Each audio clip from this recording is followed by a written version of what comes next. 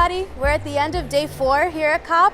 It's kind of crazy to imagine that tomorrow's going to be our last day, but today was very productive and I got to make some really great connections one-on-one with some important delegates and scientists. I started my day off in the press room where I got to hear different people working for activist organizations in the U.S. discussing what they think about U.S.'s involvement in COP. Hello, my name is Jesse Bragg. I'm with Corporate Accountability. We're a human rights and environmental organization that has challenged corporate abuse around the world for over 40 years. Obviously, there are questions about whether or not the U.S. is still going to even be part of this agreement. The U.S. has long undermined any attempt in this body and elsewhere for ambitious climate action.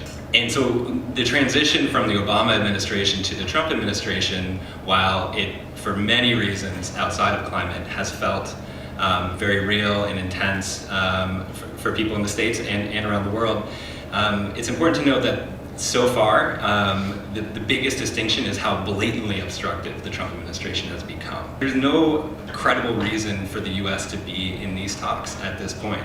Like Brandon mentioned, they are now bringing nothing to the table in terms of finance, which was a huge part of their contribution to this process. It wasn't enough, but it was something that they were doing under Obama.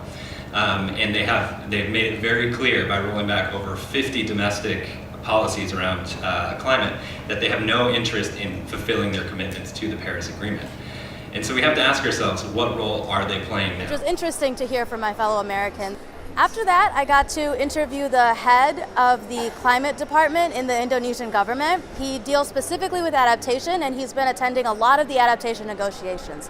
He told me a lot of the innovative ways that Indonesia is helping prepare its country for floods and landslides, which are issues they already have faced, but they expect to be exacerbated by climate change. They have an early warning system that the adaptation group is working with the disaster response group to help communities be prepared before a disaster happens.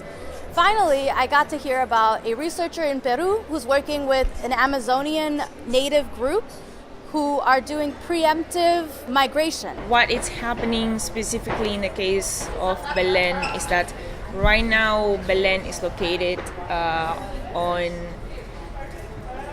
another river, on Itaia. But what is happening is that eventually the Amazon will meet with the Itaia and it will just become one river.